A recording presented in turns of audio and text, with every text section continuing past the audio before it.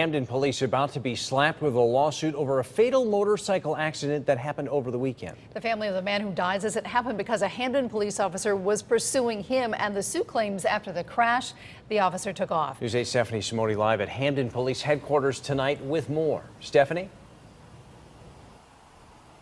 Darren, and the Maurice Adams family attorney says that Adams was out on parole after drug charges a couple of years ago, but they said he was getting his life back on track, supporting his two children and holding down a job. Now, state police are investigating what caused a motorcycle accident to happen, which ultimately resulted in his death, and they're also looking into whether or not any officers here at Hamden Police had any role in the accident.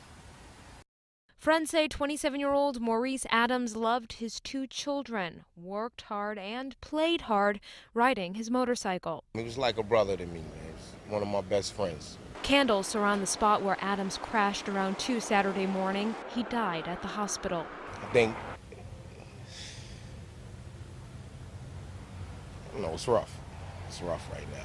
He saw him earlier that night. I asked him where he was going, and he said he'd be right back.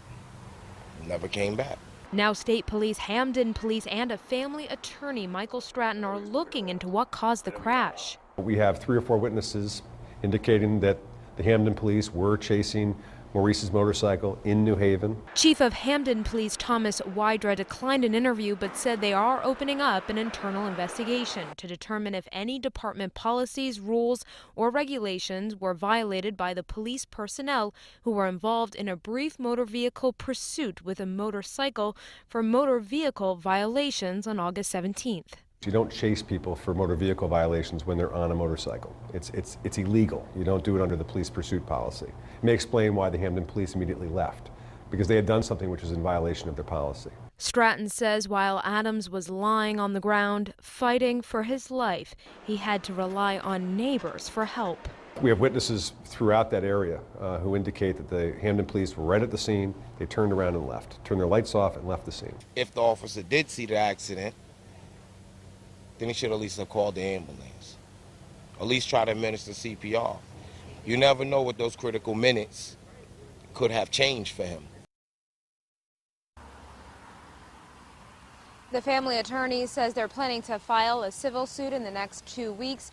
And I wanted to read another portion of that statement from the police chief here in Hamden. He said, quote, critical components of the investigation will be the determination of whether or not the motorcycle was being actively pursued at the time of the accident, whether the pursuit was justified, as well as an examination of the overall actions and conduct of the police personnel. Now, if you want to read his full statement, head to our website, WTNH.com. Live in Hamden tonight, Stephanie Simoni, News 8.